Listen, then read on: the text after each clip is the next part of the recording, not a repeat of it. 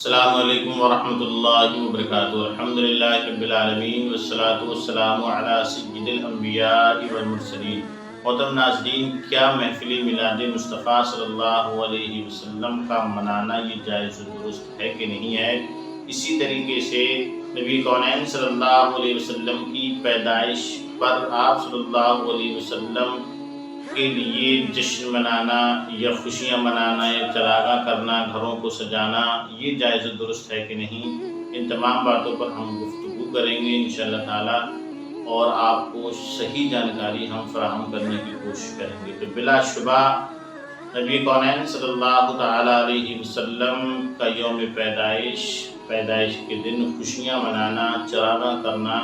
گھروں کو سجانا یہ جائز و درست ہے، اس میں کوئی شریعت کی مخالفت نہیں ہے۔ ہم عام طور سے بھی اپنے کسی فنکشنز میں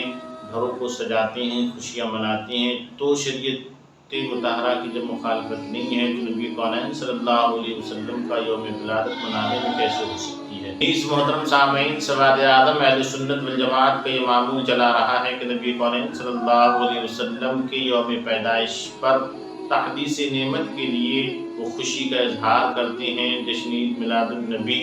کی محفلیں مناتے ہیں، نعت و مناقب کی مجالسوں کو سجاتے ہیں، تو یہ بلا شبہ جائز و درست ہے۔ اور یہ ایک مسلمہ حقیقت ہے کہ جب نبی کونین صلی اللہ علیہ وسلم اس دنیا میں تشریف لائے تھے تو کائنات کا ذرہ ذرہ خوشیاں منا رہا تھا۔ صرف زمین پر ہی خوشیاں نہیں منائی جا رہی تھیں بلکہ ملائے اعلیٰ کے مقیم بھی خوشیاں منا رہے تھے۔ ہر شے اپنے اپنے اعتبار سے خوشیاں منا رہی تھی۔ ہاں، اگر کوئی ایسا تھا جو خوشیاں نہیں منا رہا تھا تو وہ ابلیس ملعون تھا۔ کتابوں میں آتا ہے کہ ابلیس 4 مقامات پر بہت دھاڑ دھاڑ کر رویا تھا، یا 4 ایسے اوقات، 4 ایسے وقت آئے تھے کہ ابلیس شیطان مردود بہت زیادہ رویا تھا، اس نے افسوس کیا تھا۔ انہی مقامات میں سے ایک مقام جب ہمارے نبی صلی اللہ تعالی علیہ وسلم اس دنیا میں تشریف لائے تھے تو وہ بہت زیادہ دہاڑے مار مار کے رویا تھا اور بہت زیادہ اس نے واویلا مچایا تھا۔ اس نے اپنے تمام لشکریوں کو، حوالی جواریوں کو اکٹھا کر کے کہا تھا کہ آج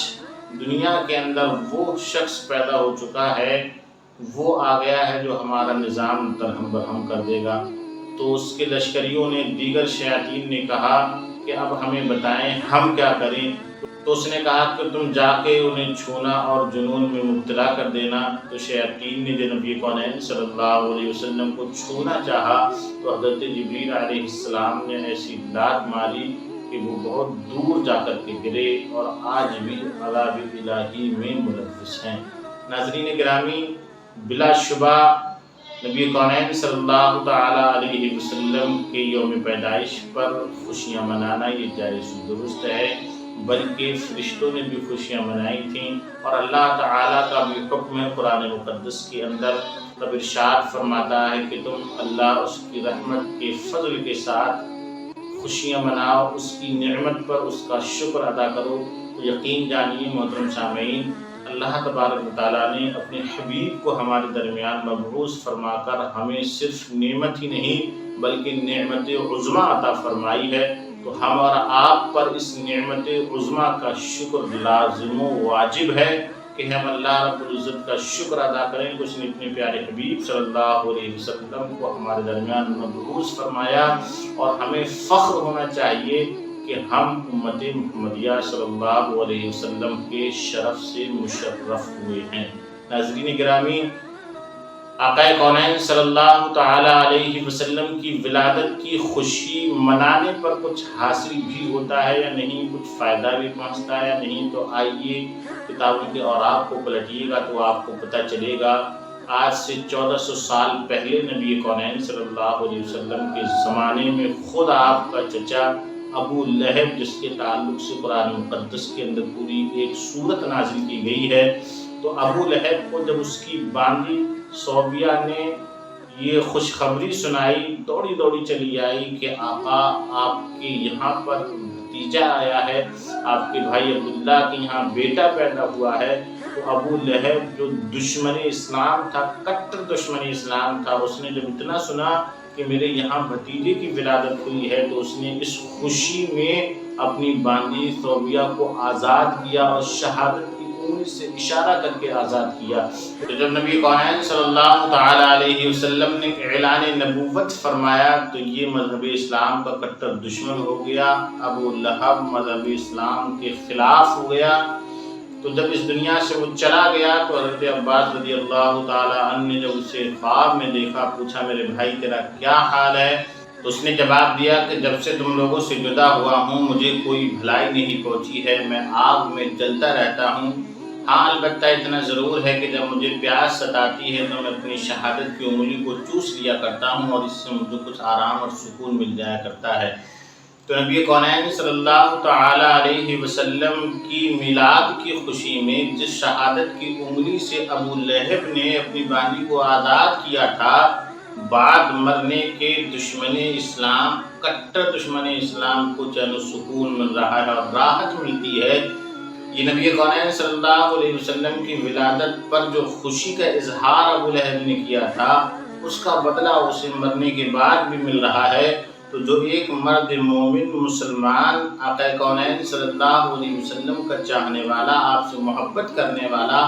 اگر عید میلاد النبی پر خوشی کا اظہار کرے گا، شریعت مطالعہ کے دائرے میں رہ کر جلوس محمدی نکالے گا، شریعت کی مخالفت نہیں کرے گا، تو یقیناً اسے بھی اللہ رب العزت ضرور جشن عید میلاد النبی کی برکات عطا فرمائے۔ محترم ناظرین، بعض لوگ یہ سوال کرتے ہیں کہ صحابہ کرام بھی نبی کونین صلی اللہ علیہ وسلم کی آمد پر خوشی کا اظہار کیا کرتے تھے، محافلوں کو سجایا کرتے تھے، تو بلا شبہ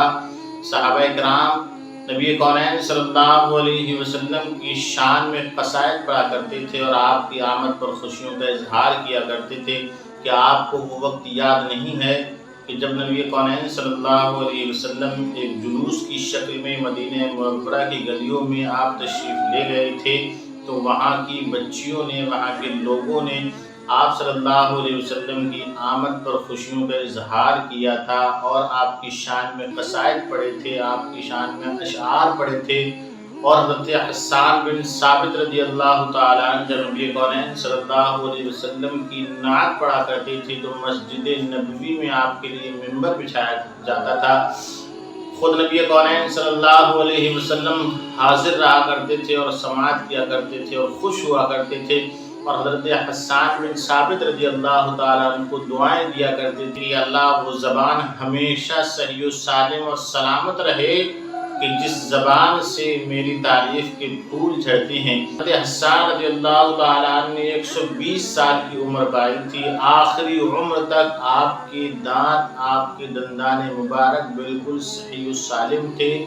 اور اپنی جگہ مضبوط تھے۔ یہ نبی کونین صلی اللہ علیہ وسلم کی تعریف و توصیف کی برکتیں تھیں جو حضرت حسان رضی اللہ تعالیٰ عنہ کو آخری عمر تک حاصل ہوئی تھیں۔ ناظرین، تو صحابہ کرام جو نبی کونین صلی اللہ علیہ وسلم کی شان میں قصائد پڑھا کرتے تھے، نعت و مناقب پڑھا کرتے تھے، تو ہمارا آپ کو بھی چاہیے کہ ہم بھی محفل میلاد مصطفیٰ کو سجائیں اور آقا کونین صلی اللہ علیہ وسلم کا ذکر خیر کریں، آپ کی شان میں نعت و مناقب پڑھیں۔ اسی طرح شاہ ولی اللہ محدث دہلوی رحمۃ اللہ علیہ اپنی ایک کتاب میں اپنے والد مرحوم کا ایک واقعہ نقل فرماتے ہیں۔ آپ بیان کرتے ہیں کہ میرے والد مرحوم کی عادت کریمہ تھی کہ وہ نبی کونین صلی اللہ علیہ وسلم کا یوم ولادت منایا کرتے تھے، 12 ربیع الاول پر خوشیاں منایا کرتے تھے، غربا اور مساکین کو کھانا کھلایا کرتے تھے، لنگر تقسیم کیا کرتے تھے۔ اتفاق سے جب ایک مرتبہ 12 ربیع الاول کا وقت آیا تو آپ کے پاس کچھ نہ تھا، صرف